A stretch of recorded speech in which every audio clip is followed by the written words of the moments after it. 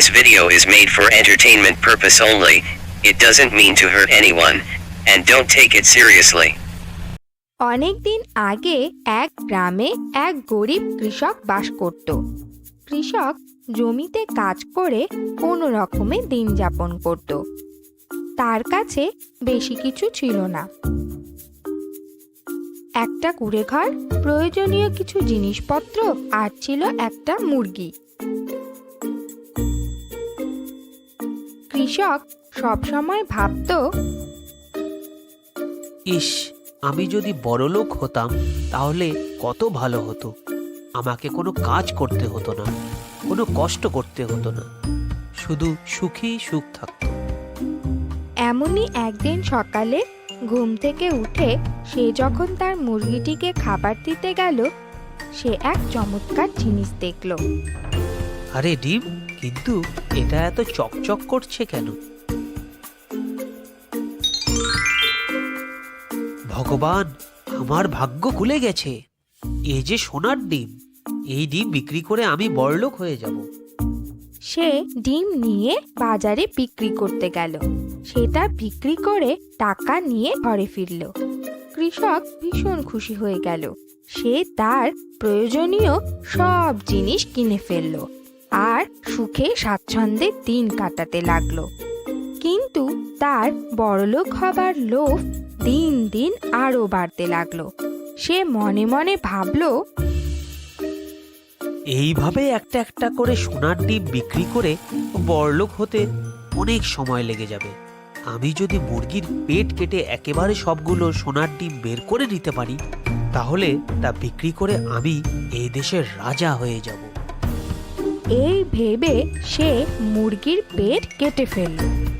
হায় হায় হায়, অধিক লোভের বশবর্তী হয়ে আমি কি করলাম? মুরগি তো মরে গেল, আর আমার একটা ডিমও পাওয়া হলো না। অধিক লোভের বশবর্তী হয়ে আজ আমার সব গেল।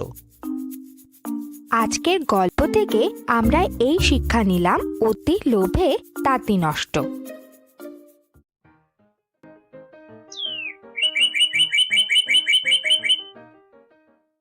এক গ্রামে একটি কুকুর ভীষণ ক্ষুধার্ত হয়ে খাবারের সন্ধানে ঘুরছিল।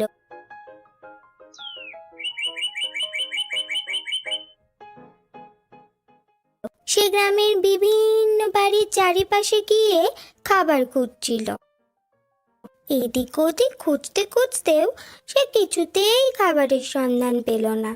এমন সময় হঠাৎ সে একটি মাংসের দোকান দেখতে পেল। মাংস দেখে তার ক্ষুধা আরো বেড়ে গেল। সে আর লোভ সামলাতে পারছিল না। তখন সে মনে মনে ভাবল, ইস, এই মাংসের দোকান থেকে যদি এক খণ্ড মাংস তুলে নিতে পারতাম। যেমন বলা তেমন কাজ।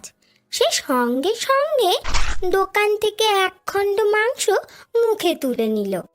মাংস খণ্ডটা মুখে করেই সে দৌড়ে পালালো। দৌড়তে দৌড়তে সে অনেকটা পথ চলে এলো। পথে পড়ল একটা নদী। সেই নদীর ওপরে ছিল একটা সাঁকো। ওই সাঁকোর উপর দাঁড়িয়ে সে জলের দিকে তাকালো। নদীর জলে তখন সে নিজের ছবি দেখতে পেল। নিজের ছবি দেখে সে মনে মনে ভাবলো, তারই মতো আরেকটা কুকুর মাংসখণ্ড মুখে করে পালাচ্ছে। এই দৃশ্য দেখে লোভী কুকুরটা আর স্থির থাকতে পারল না। ওই কুকুরটার মুখের থেকে মাংসখণ্ডটা তার নেওয়াই চাই। লোভী কুকুরটা ঘেউ ঘেউ করে জলের মধ্যে ঝাঁপিয়ে পড়ল।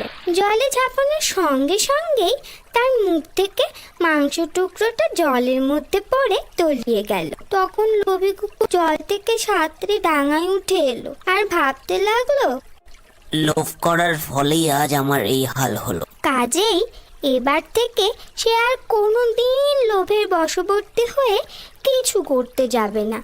যা পাবে তাতেই সন্তুষ্ট থাকবে। বেশি লোভ করলে পরে পস্তাতে হয়।